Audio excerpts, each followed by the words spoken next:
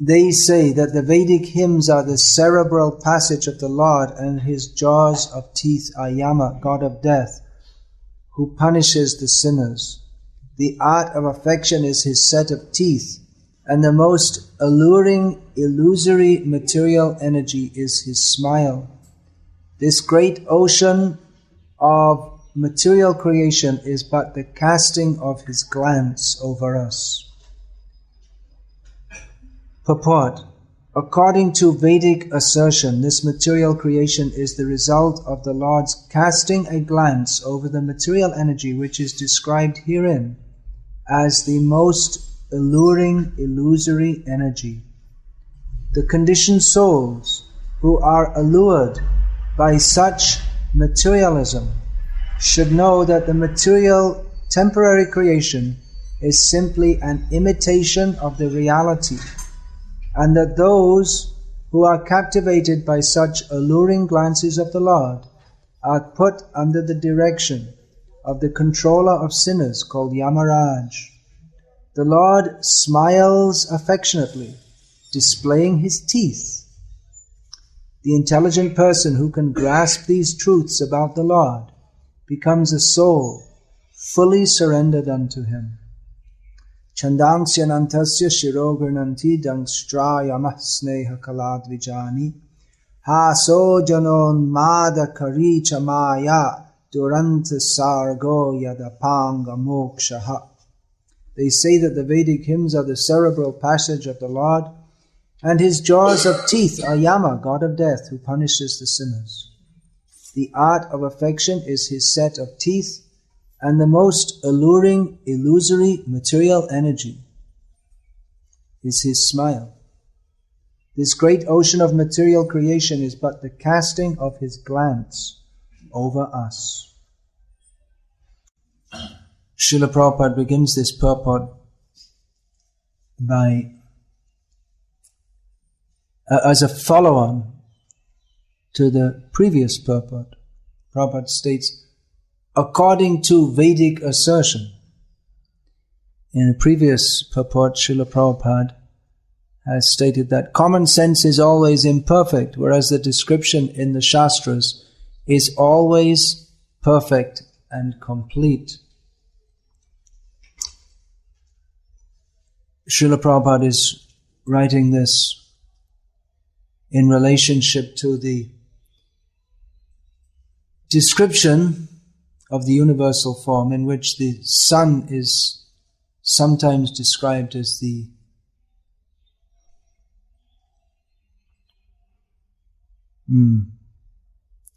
eye of the Lord, and sometimes as outer space. And what to speak of that, the whole description of the universal form, it sounds not very commonsensical to the person who is grounded in common sense. This sounds like nonsense.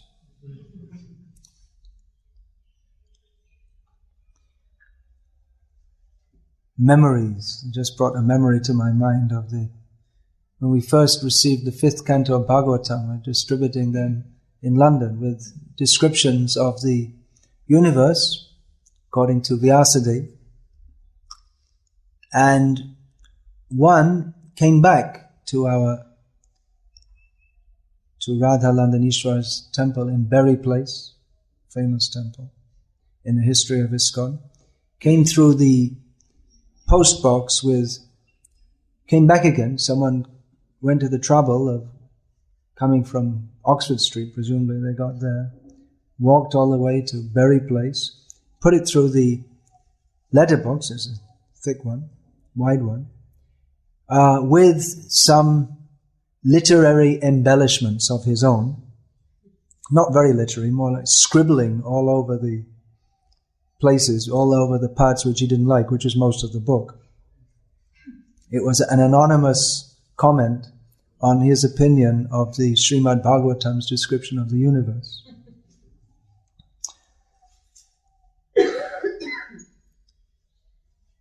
It doesn't seem to tally when we first read it with that of common sense, or rather that which the scientists, that's a term you can throw whoever you like in there, whoever fits the bill. If the shoe fits, wear it. The scientists tell us various things about the universe which are supposed to be according to common sense. And we should believe that and not believe the Bhagavatam, which doesn't sound very sensible. At the center of the universe is Mount Meru, which is an upside-down mountain, for instance. And the sun is going on a chariot on a big range of mountains which surrounds the whole universe. Lokalok mountains. The sun comes in a chariot, and when you see in the early morning, Udila Aruna Purabhabhagi, you see early in the morning there's Arun, the reddish light in the sky. That is Arun, that's the charioteer of the sun. In the chariot there should be a chariot driver, and his name is Arun, and that's the red light which you see before the sun rises. That's Arun, because before the passenger in the chariot comes, the sun, there comes the chariot driver, right? That makes sense. The driver comes first. So it doesn't seem to make much sense.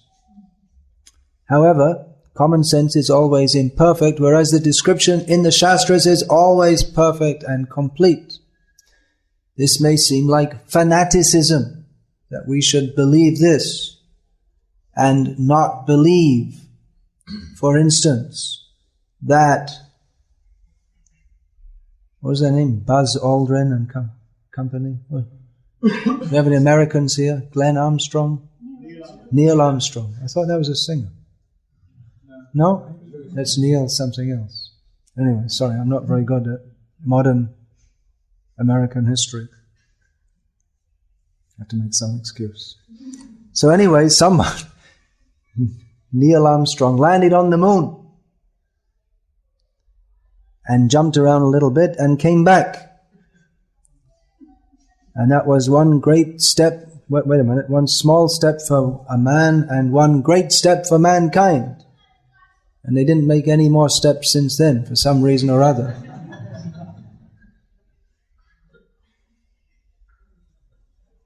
You're all laughing?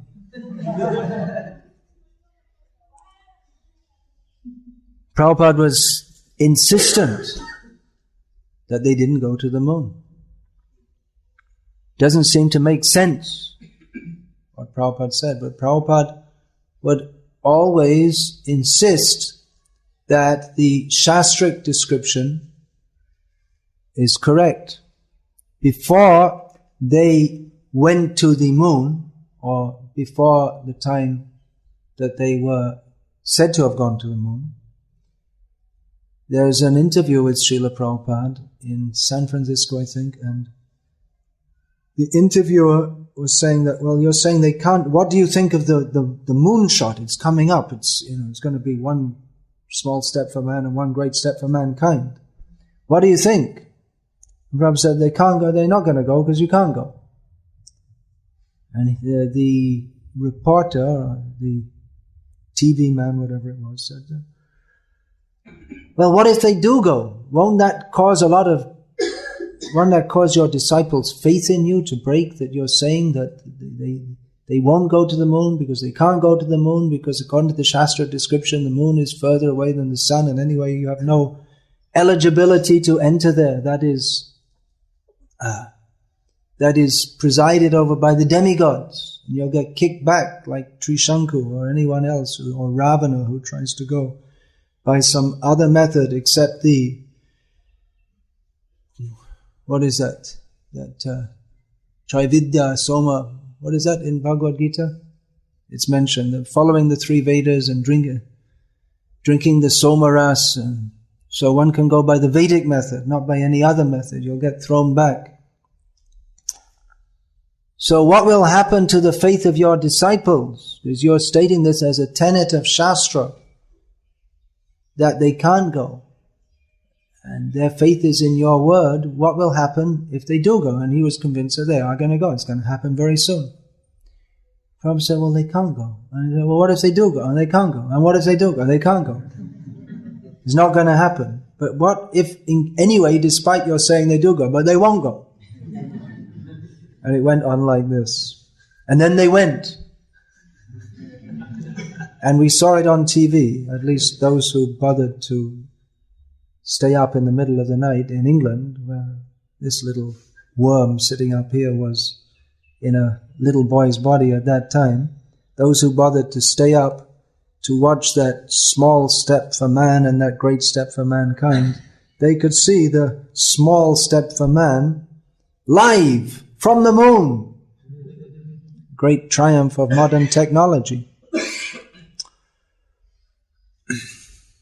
So it appears to be common sense that they went to the moon, and the sun doesn't go on a chariot, and the moon is closer than the sun, and there isn't an ocean of ghee or sugarcane juice or booze or any such things. It appears to be sensible to believe that which our explorers, cosmologists, etc. have presented to us as reality. And it appears to be simply fanatical to accept what is stated in Shastra. So, what are we doing here? We're all fanatics? Or another line is that we can accept what is in Shastra, the spiritual part, but not the material part. That's another way. That's one way of accommodating the information in Shastra which doesn't fit with common sense. Of course, then we have to see which part of the Srimad Bhagavatam is material, because according to the Srimad Bhagavatam itself, or according to Chaitanya Mahaprabhu, the Srimad Bhagavatam is fully spiritual. According to Padma Purana, it's all the body of the Lord. There's nothing material here. It is revealed by the Supreme Lord, and it is non-different from Him. So, if we're going to say a material part of the Srimad Bhagavatam, we might get in trouble there, because even though there are descriptions of the material world, it's all in relationship with Krishna. And every verse, pratishloke, what is that? No, that's Chaitanya Mahaprabhu said that. Krishna Tula Bhagavat Vibhu Sarvashroy pratishloke prati akare. Nana Artha Koi. He said that Srimad Bhagavatam is the same as Krishna. As Krishna is all powerful and can give shelter to all, so similarly Srimad Bhagavatam, and every verse and every syllable has various meanings. It can be understood in various ways, although the core meaning of every shloka is Krishnastu Bhagavan Swayam, that Chaitanya Mahaprabhu's voice, Srila Jiva Goswami has ascertained. So, if we say that we'll accept the spiritual part and not the material part, that means we'll accept it all as material. That is Mayavad. Mayavad is to say that all is one, and in this way to convert spiritual into material, but because we have no clear concept of spiritual, that means actually we convert that which is spiritual. No, sorry, the Mayavadis, they want to say the material is spiritual, but by doing so they convert the spiritual to material, because they don't know what spiritual is. Spiritual means in relationship to Krishna. But they say everything is in relation to Maya. Maya is the principle of reality. Maya is reality. Of course, they say sarvam kalvidam brahma, brahma satyam jagan mithya. But then they say that this world is Brahma. This world is it's everything is Brahma. So this world is also Brahma. Not differentiating between the Lord and His energies and the interrelationship between them. So, how to understand this? That in the spiritual world, not even in the spiritual world, in the heavenly planets, more unusual things. We have rivers of mango juice. There are such big mangoes, they fall down and mangoes burst and it comes out. Mango juice. Rivers, flowing rivers of mango juice in the heavenly planets. That's another description which we don't find in our telescopes. And we probably never will. Now, how are we to understand? Well, Prabhupada states here, common sense is always imperfect, whereas the description in the Shastras is always perfect and complete. That's from the verse read yesterday. And the alluring, in today's verse, alluring illusory material energy is his smile. The art of affection is his set of teeth. Here the word used for teeth is dvijani. Dvija means tooth. Ever heard that one before? Dvija means Brahmana, twice born. Brahmana, Kshatriya, Vaishya. So twice born, not only Brahmanas are twice born, but teeth also. Right? What else? Birds, they're also called dvija. They have two births also. So, another word used here, moksha, generally that means liberation. Here it means casting over. So the illusory energy, most alluring, appears, it means that which appears to be real, but which is not. It appears to be real. But reality is Krishna. So this whole material setup runs on the basis of appearing to be real, but which isn't. It's a prison. And the trapping principle, or the principle of by which we're tied up, we don't appear to be in prison, we appear to be free. But the principle by which we are tied up is the principle of desiring to enjoy separately from Krishna. And Krishna gives a Disneyland for us to attempt to enjoy. And we appear to be free. I'm free. I can do what I like. This illusory idea. We should have freedom. We should fight for our freedom. And there's no freedom. The yasyagaya brahmiti samvrita kala chakra. The sun isn't free. Massive planet. All the planets are moving under the order of Govinda, and we think we are free. We can do what we like. There's no freedom. But this illusory energy, it appears as if we are controlling. That is Maya. Ishvaraham aham bhogi. I am the controller. I am the enjoyer. It's set up in such a way that this appears to be reality. That I am controlling, I am enjoying. We don't see the relationship with Krishna. There's nothing unreal in the whole material manifestation. But the non-reality is our perception of it as being a place for me to enjoy. And this allure, the smile of the teeth, the affection, the illusory affection of this material world. But those teeth, they're also for chewing up. We find in Bhagavad Gita that All the warriors are entering into the teeth of the universal form and being chewed up.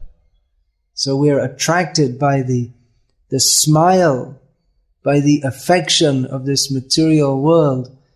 In this material world, affection means that I take someone's good wishes and exploit that for my own enjoyment. Whereas in spiritual existence means, as Prabhupada writes here in the purport, to become a soul fully surrendered unto Krishna, that one becomes an instrument for Krishna's enjoyment. So that's just this difference, this where and how to place our affection. If our affection is for Krishna without any conditions, that we've so foolishly placed conditions. Even if we are to approach God, we'll have some conditions. You give me this, I'll offer you a flower. They have also. So there are so many temples. You go, you get your wish, you do some vrata, and then you get your wish fulfilled. Then you have to go back and do something else. And after your vrat's fulfilled. So there are some business dealings. But this is Maya, the most alluring, illusory energy by which we think we could and we should enjoy this material world. And God is our partner in crime. He helps us with our exploitation. As Prabhupada described, the householder is praying, "Dear God, please protect." And the thief is also praying, "Dear God, please help me to do my job properly." So God is perplexed what to do. They're both praying, "Please help, please keep the thief away, and please help me to steal very nicely." So the honest householder, he's also a thief. That, "Dear God, you protect my property very nicely so that I can enjoy it. And I'll give you a little something." The thief is also praying, "I'll give you something. We'll give you something. We'll offer you some householder. Chop off his head and offer the blood." There used to be here in Bengal. You know this English word thug? It comes from thuggy. That's one kind of set of Shaktas, worshippers of Kali, they were gang. They used to highway robbers. They used to catch people and offer them to Kali, having stripped them of all the gold and whatever else they might be having. It was a religious act. So Hinduism is all-encompassing. So this illusory idea that we can enjoy this material world causes us to perceive everything incorrectly, and therefore what we call common sense is not at all sensible. Just like it's very common in the history of religion, not only in the modern Hare Krishna movement, that some person, often a young person, will want to dedicate their life fully to the religious life. And their parents and relatives, being possessed of vast reserves of common sense, do everything in their power to stop this happening.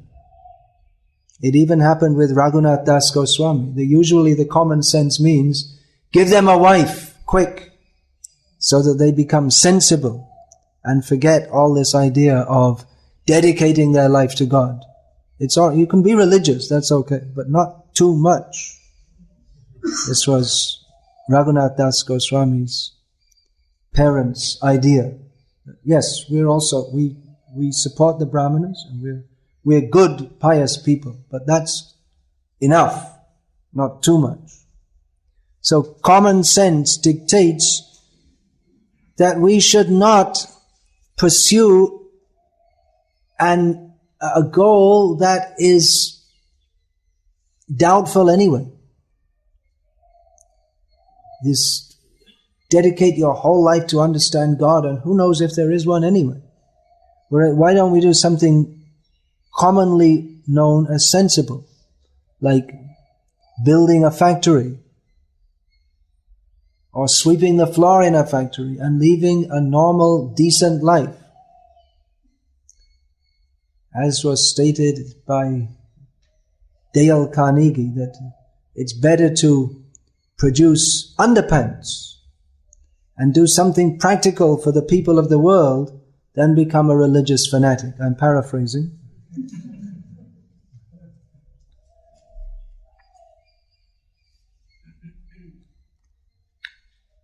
So what is this common sense?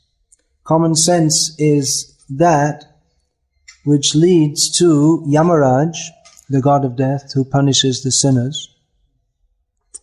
The jaws of the teeth of the universal form are Yama. The common sense means, that which keeps us in the humdrum, run-of-the-mill way of life. We can say there's no risk there. It's ordinary life. But the risk, if we are to accept the version of the transcendentalists, is spoiling the opportunity to develop our potential to the fullest extent. If what is stated by all transcendentalists is true, then common sense stinks. It's keeping us bound up in a way of life which is not in our actual interest. By common sense, we perceive this world in a certain way. It is the field of my enjoyment. And from these verses, with Srila Prabhupada's illumination, we can understand that the material world appears the way that it does according to common sense vision to sustain the common sense of the common people, so that their sense of forgetting Krishna, which they call common sense, may be sustained birth after birth. So the way we perceive the universe, that is the perception which is awarded to us due to our common sense of forgetting Krishna. So in this material world, it is actually uncommon to be sensible in the true sense of the word. But that sense is being given by Srimad Bhagavatam, which challenges the common sense of common people, not only in the modern age. It's not only that, it's not just that people started looking through telescopes a few years ago, and then they discovered the movements of the planets and so many things. But at any time in history, the statements of Srimad Bhagavatam are horrifying or anathema to the commonly sensible people of this world. It's not that atheism is something new. Direct, hardcore atheism is there in what we might call the Vedic age also. There's covered atheism is there, Mayavad. But, or not only Mayavad, all these Sankhya philosophy, they all pretend to believe in some kind of God, but it all comes down to atheism. But direct, full-fledged, unabashed atheism is also there in Charvak, who says, Bhasmi bhutasya dehasya king puna agamano bhavit. That why bother about anything? Anyway, you're going to die, and when you die, it's all over. Everything just turns into ashes. So, enjoy yourself now while you can. Eat ghee. That's his idea of enjoying. Rinam kritva kritam pibet. Yavat jivat sukham jivat. As long as you live happily. Eat ghee. That's Charvak's philosophy. Enjoy life. So Charvak doesn't give a damn about the descriptions in the Srimad Bhagavatam because he's too busy enjoying ghee, if he can get it. Because it seems he didn't have a good supply. He's recommending borrow it. Somehow or other get it. Doesn't seem to be a very wealthy atheist. But he's, to him, philosophy, even though he's propounding some kind of philosophy, his philosophy is not concerned with any higher truth than that which the animals also have, which is to enjoy the senses. So, to Charvak, he is quite satisfied with the descriptions of the universe, or of anything,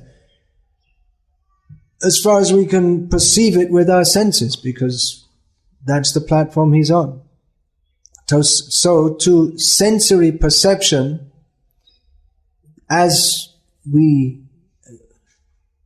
sensory perception from this planet with these 2 eyes, 2 ears, 2 nostrils, tongue, skin, these are the Gyanendriyas, the senses for receiving knowledge. The descriptions in the Bhagavatam appear not to make any sense. There's no, we have no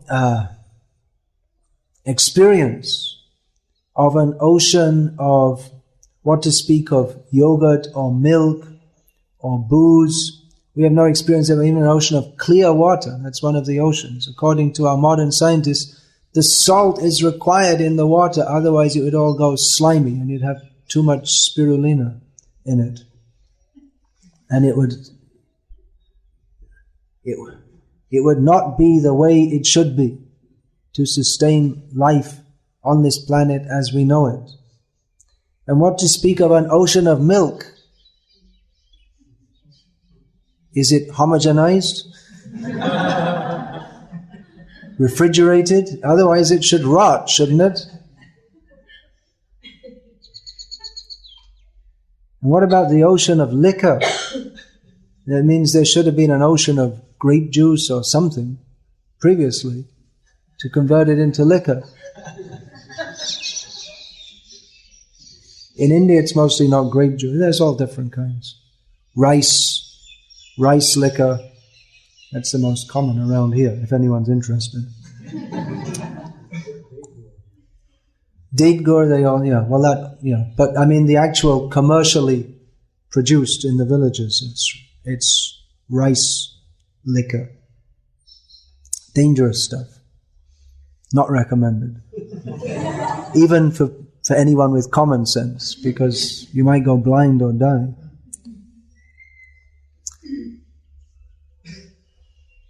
So it is a challenge to common sense that these things can exist.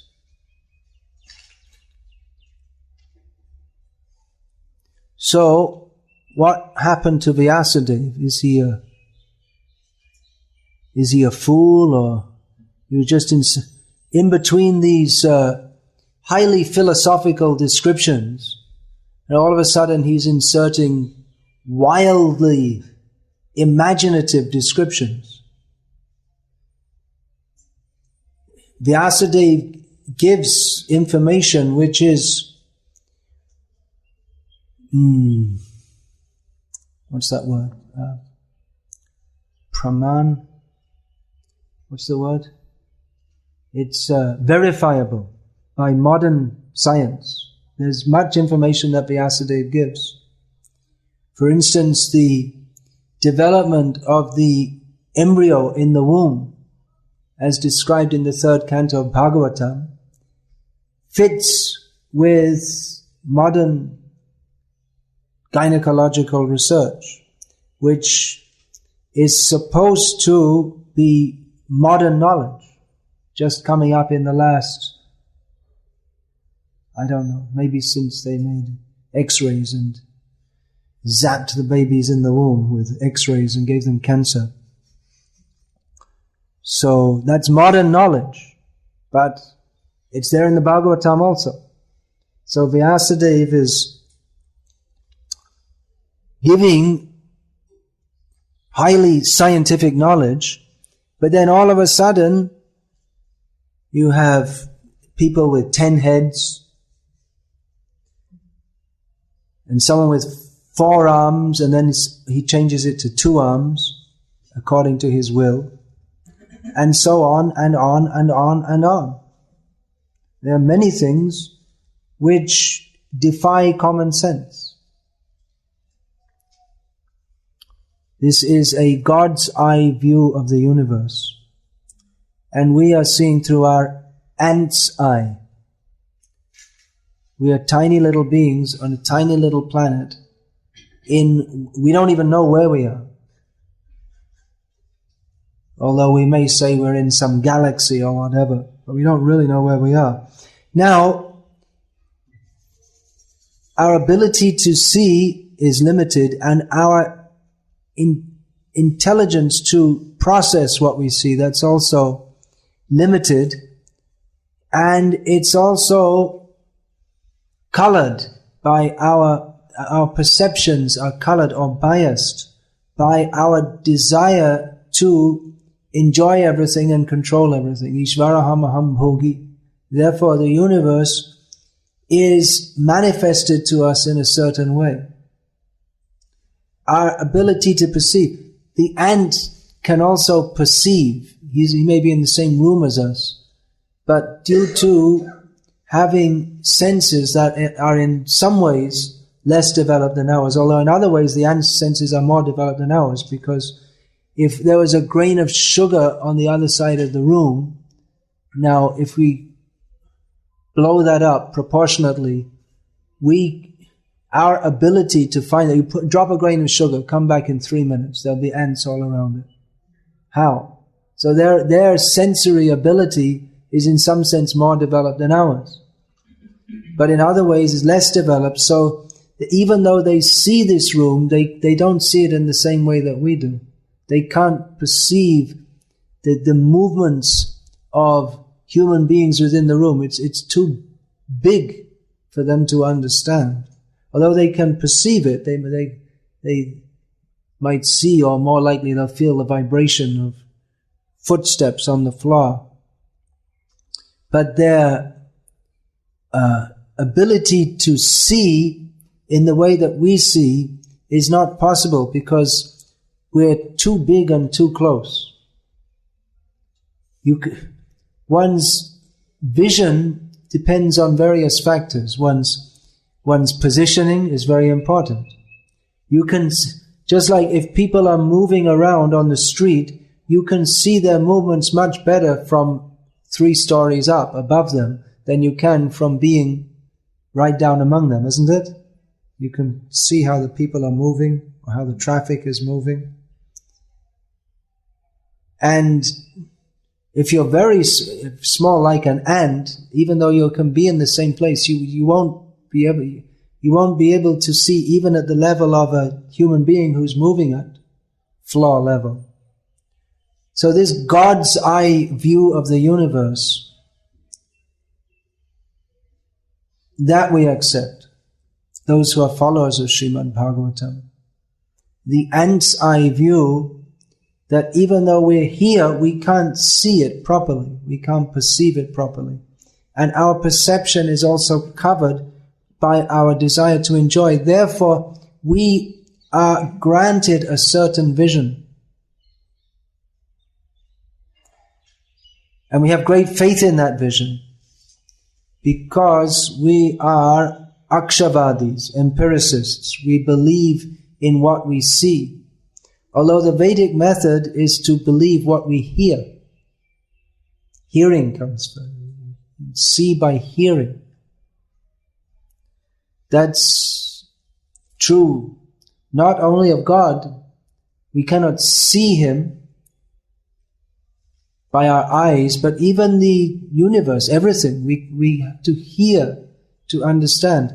If we hear from those who believe in seeing, then we will perceive the universe in a different way if we hear from those who believe in hearing from the higher source. That is the Vedic method, to hear, understanding that our our vision, our perception or by any sense is imperfect and incomplete and liable to be highly mistaken. That's true of the Dham also, people, that we think what shall we come and see? How shall we see the Dham? We should see by hearing. Even you may not go here, there, see this, see that, but by hearing we can understand. Otherwise we just see just a few trees, what's going on here? But by hearing we can understand that hearing means hearing with faith, that everything is transcendental.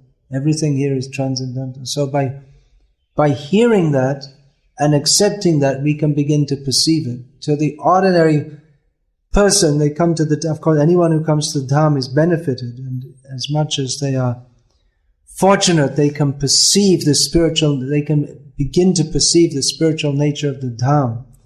But to materialistic people, they may come to the Dham to enjoy prostitutes. It's been stopped now, I heard, but there used to be brothel in Mayapur, so people hear about it. Oh, that's good. I'll tell my wife I'm going on a pilgrimage. And so you get what you want.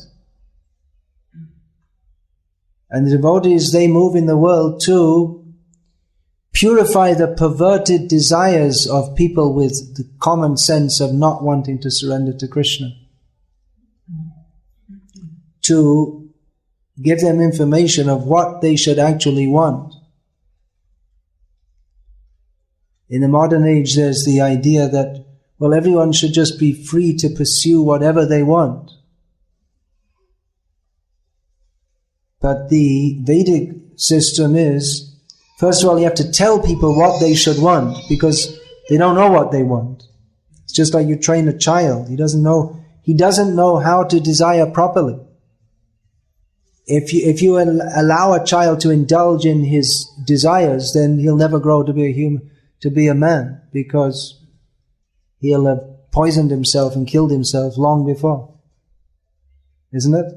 They'll drink bleach and chew broken glass, and they don't know how to desire. So they perceive broken glass as being something nice to chew. So in the same way, materialistic people, they don't know what is in their what is actually in their self-interest.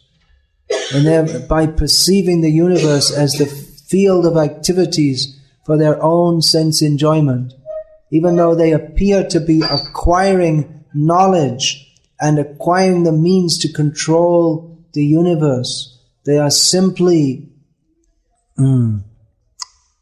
making progress towards their yet again going to the place of Yamaraj. So this is the important point which Prabhupada and all the acharyas, especially in the modern age, they make again and again and again, that this common sense, which has been so much promoted, that empirically derived knowledge or scientific knowledge, this is sense. That no, it's not sense. It can never be correct. Never. However much you investigate and however much you get Nobel prizes, it's always going to be incorrect, because it's under the aegis of the illusory energy whose job is to keep everyone in illusion. So it's guaranteed to be illusion. Even though it may appear to be real to other persons who are in illusion, it appears to be real. But it's all illusory. And even the scientists are just about beginning to admit that after about 100 years of being bewildered by their science no longer appearing to make any sense. Some of them are beginning to admit it, and are beginning to look towards the transcendental. Beginning. It's very difficult for them, but beginning to. So this Vedic knowledge, this is actual scientific knowledge. Science means Vigyan, Vishesha Jnana. That is given in Shastra, especially Srimad Bhagavatam. It's not that the descriptions of Srimad Bhagavatam of the material universe are incorrect. They are fully correct. But if we should understand that if we perceive them as incorrect, then our perception is incorrect. Just like we might perceive the sun as being how far away? 300 meters? It's difficult to imagine a body even being 300 miles away. Isn't it? If we weren't told that it was 93 million or whatever miles away, then we probably wouldn't guess that. But when we're told that, we say, oh, okay, we believe. We don't know how to so-called prove it. But we believe it. It's not common sense, but it's what we're told. So the devotees, they accept what is given in Shastra. The Shastra very sensibly describes how this material world is a place of suffering and repeated death. And understanding that the Shastra gives this vital knowledge, this most important knowledge, and we understand that those who are compiling the Shastras, or those who are giving the Shastras, they have got this highest, most important perception. So they should understand what's going on. For all their space rockets and test tubes, the mundaners have missed this most important point about the material world, that it is a place of suffering. And all their endeavors are to try to make it a place of enjoyment, which is impossible. So that those who have come to this higher platform of understanding that this material world is a place of suffering, they can understand that all the endeavors of materialistic people, they're simply endeavors in the darkness of ignorance. Even though they call it knowledge, we're increasing the borders of knowledge, expanding the borders, but it's all endeavors in ignorance. It's all the endeavor is how to make this material world a better place. For what? You won't live to see it. Well, for the future. So what? For future generations. But why? Why bother? If everything, bhasmi bhutasya dehasya, if it all just ends in ashes, why endeavor? Why should you endeavor to make it a so-called better place? So everything they do is born from ignorance, whereas everything the givers of the Shastras do, that is born from the platform of knowledge, that we do not belong to this material world. There is a spiritual world. So on that, not only there is a spiritual world, but they give information of that, how to attain to that. So knowledge in Shastra, though it may appear not to be common sense, it is based on the most sensible principle. Anything outside of this principle means that we simply waste our lives. So this sensible principle of understanding this material world to be completely miserable. We don't belong here. We belong to Krishna, who's given this knowledge, which may seem fantastic to us, but it's almost like a challenge to our sense of common sense. What do we want to believe? We want to believe Krishna, Vyasadeva, the Acharyas, or we want to believe those who have no faith in, no regard for Krishna, Shastra, Vyasadeva, Acharyas.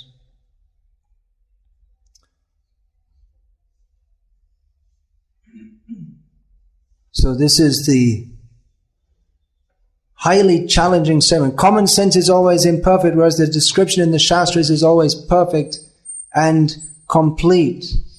It may seem to be fanaticism, it's based on faith. But then these statements of the commonsensical people is also based on faith. They have faith that we say, well, we can see it. And they presume that to be reality, what they can see, what they can measure. So that's also just faith. We say, well, we can see it, we can perceive it, but that means you have faith in your perceptions, which just leads you. You don't know what the goal of life is, or there is any goal of life except trying to live in this material world more happily, which is a proven failure in every case. So ultimately it comes to faith. Some people believe in Shastra and some people believe in what they can perceive or what others tell them that they perceive. We don't perceive the sun being 93 million miles away. We don't perceive practically anything that the scientists tell us, but we believe them because they tell us that they perceive it or they've calculated it. So it may seem like fanaticism because it's different to that which most people in the world believe, but it's a different belief, that's all. Shraddhamayo yang purusha. Everyone has some kind of faith. We are not all-knowing. Bhagavan is all-knowing. We don't know everything. We have to accept almost everything on faith. So it's a question where we place our faith, that's all. There could be a lot more said about this, but I probably said too much for the given time, as it is. What is the time?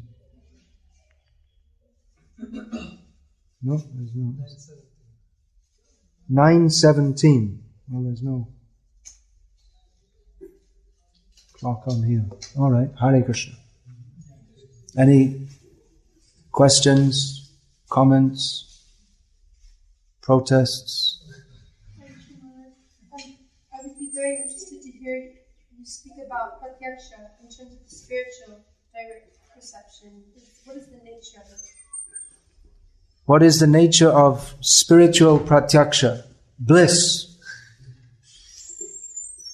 Direct experience of Krishna. Every sense is overwhelmed by Krishna. Hearing the sound of Krishna's flute. Tasting the taste of Krishna's lips, if you're so lucky to be kissed by Krishna. Seeing the form of Krishna. Then philosophy, there's no philosophy there. That's already the result of all philosophy is there. Pratyaksha-vagamam dharmyam susukham kartamavyayam. Yes, please.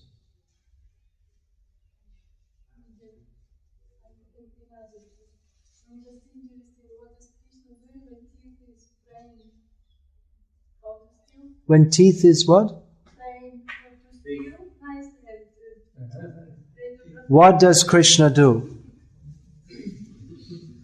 When the thief is praying, let me steal, and the householder is praying, don't let him steal. Well, you'll have to ask Krishna. It depends. Then Krishna does his calculations. Who to reward? Depends. Everyone gets what they deserve.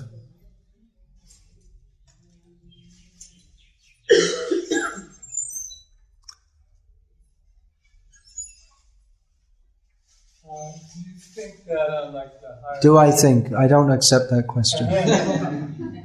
Do I think? I try to think in the way that Prabhupada taught us to think. As for my own opinion, it's as useless as yours or anyone else's.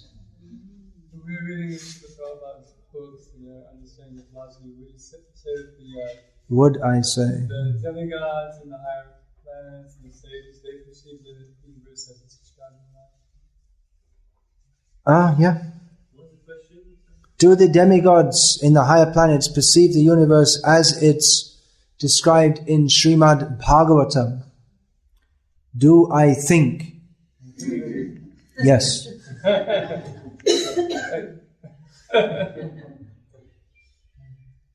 They are part of the Srimad Bhagavatam.